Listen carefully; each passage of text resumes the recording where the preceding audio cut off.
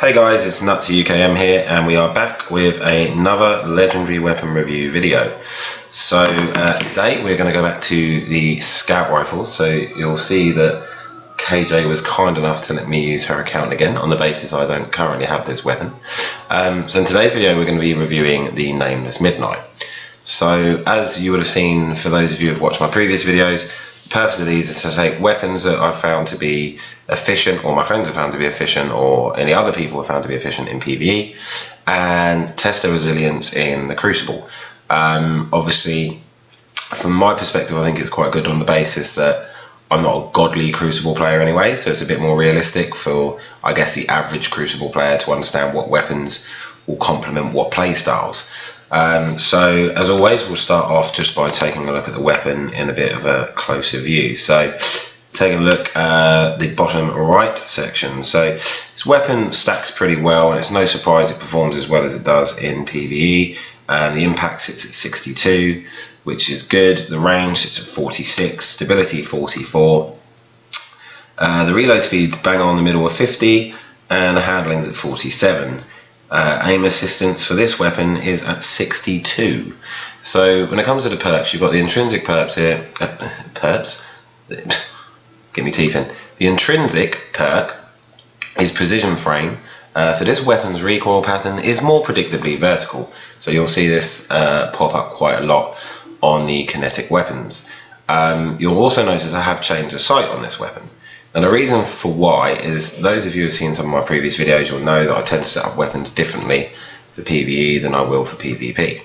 So on this particular instance, here we have what I would use for PvE, which is flared magwell. Optimised for fast reloading, slightly increases stability, greatly increases reload speed. I mean, to be fair, you could probably use either of these for PvE. This one, on the other hand, steady rounds. This magazine is optimised for recoil control. Greatly increases stability, however there is a slight knock to the range. To combat this, we've changed from here, which has slightly increased range, to this middle one here, which increases range. The reason behind that is we want to try and limit the deficit that steady rounds has on our range while still getting the great increase to stability. Finally, explosive payload. Projectiles create an area of effect, detonation on impact. So there you have it, is the Nameless Midnight. So the way in which you can obtain this gun if you don't have it is it will drop from Vanguard Engrams. In addition to that, for those of you who have played through the story or haven't played through the story but are going to, you can choose to get this weapon from Zavala at a milestone in the story. So he gives you the choice between this, a pulse rifle, and the origin story assault rifle, which some of you may have seen we have reviewed on a previous video. So as always, we're going to jump into a quick play Crucible match here, and we're going to just check out the viability of this weapon. So as this is loading up as well, I noticed we're starting to pick up the views on the previous videos, which is very much appreciated. What would be good is if you do happen to come across the videos and you like them, please do click that like button. If you think they're interesting and it's a good series and you're enjoying it, please also feel free to subscribe. I'm doing at the moment 2 to 3 videos a night, so there's always going to be fresh content on here as well. And as you would have seen from a previous video, if there's ever any weapons that you would like me to do a review on, feel free just to leave a comment and I'll make sure that that's done for you as well. So far we've had somebody ask for a pulse rifle, which was interesting.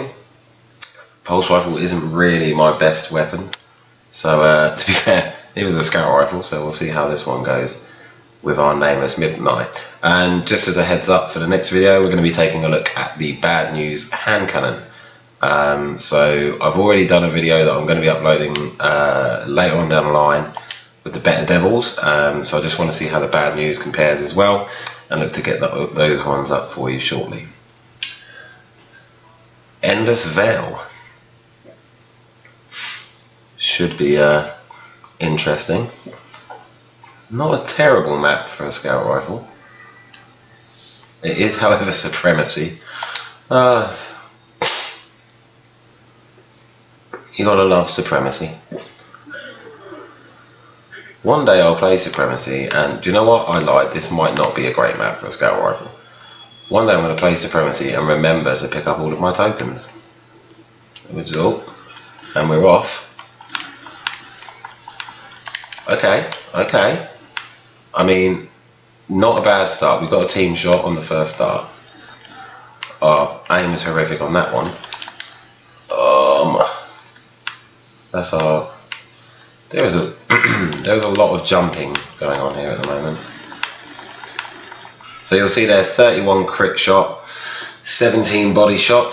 I'll try and get that one up again just in case anybody missed it, but you're seeing, so pretty good damage really. 31 for a headshot, 17 for a body, pretty solid damage. I feel like somebody's going to be walking around. Oh, he's outside. This is why I use assault rifles. Oh.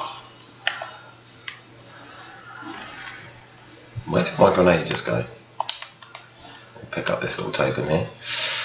I'm not sure where my grenade went then, but okay. We're being flanked. Oh, we're being team shot. Nice. So, I mean, at mid to long range, you'll see, I mean, this weapon is very proficient. Unless, of course, you come up against the God Scout Rifle, the Mida Multi-Tool. But yeah, mid to long range, I'd say this weapon is very efficient.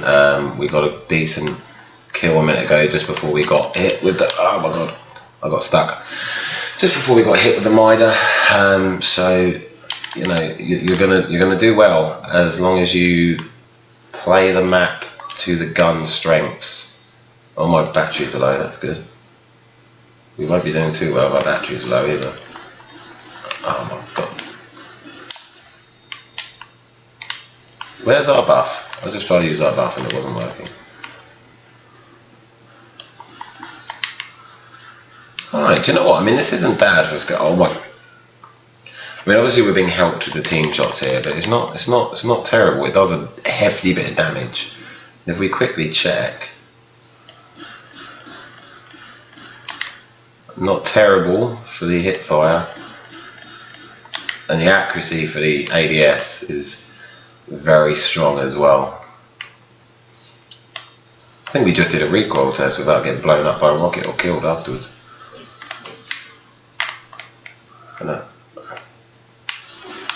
Oh, we're not going to win this gunfight. The Mida Multi-Tool. I think safe to say medium to long range is definitely the optimum. Oh my. Okay.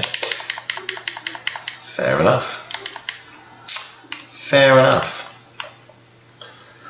So yeah, I mean, what I'd be interested to know as well is, for those of you who've been watching the videos and you've seen the different gun reviews, let me know what you think. What gun do you normally use in Crucible?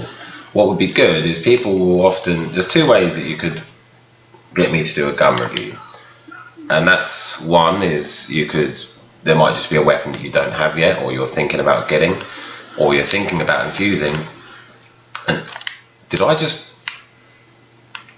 we're just going to pretend I didn't just try and panic hip fire my own teammate. So there might be a weapon that you're thinking about infusing. You might have two different weapons and be like, I don't know which one to infuse, which one's better. And you might find it helpful if I do a video to let you see, you know, how I get on with them. On the other sense, there might be a weapon that you use in Crucible and you might use it very well, and you might want to see how I get on with it. If it's not an assault rifle, I could probably give you the answer now. But yeah, it'd be good. Leave a comment. Let me know, because I'm interested to see. Because like I said in one of my previous videos, the purpose of this really is not only for you guys, but it's also for me too. Because at the minute the assault rifles are pretty dominant, but that's not always going to be the case. And I want to know what other weapons or options out there. Well, we shut that. One thing I will say is I feel like when you kill any character in their super wipes out immediately. Even in Destiny 1, if a Titan put a bubble up and said Titan was killed, bubble would disappear. Oh, bubble would disappear. Yet, for some reason, whenever you kill a hunter, who has just put their tether, they survive. The tether stays on. I feel like that needs to be patched. Like, just then, obviously, we killed the hunter, and yet we still get tethered. I mean, obviously, nothing bad happened, so it wasn't exactly a massive thing, but it would have been nice if that wasn't the thing.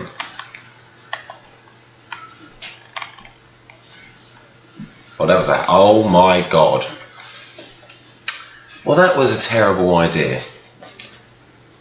Again, you'll see that when you look at different people's play styles, different weapons suit. Like, you have to be very conservative, I feel. I mean, some people will be able to be aggressive and play with a scout rifle because, you know what? They'll be really good at aiming, they'll have really quick reactions, and it'll just work for them. But for me, I just like to run into people and get killed. But for me, I'm very sporadic with my play. Like, I can't just stand still. I can't just like hover around and hope somebody comes towards me. And that first shot was awful. Oh my god, there's two of them again. Well, the good news is we got one. We team shotted one. The other good news is that Titan's just wasted his slam because it was actually the Mida multi-tool that killed me. So, I mean, I suppose I was still dead, so it's not really a massive waste, but nevertheless. Oh, this other team are doing very well at team shots, and that, you know, that's the thing in this game, is the thing, team shots.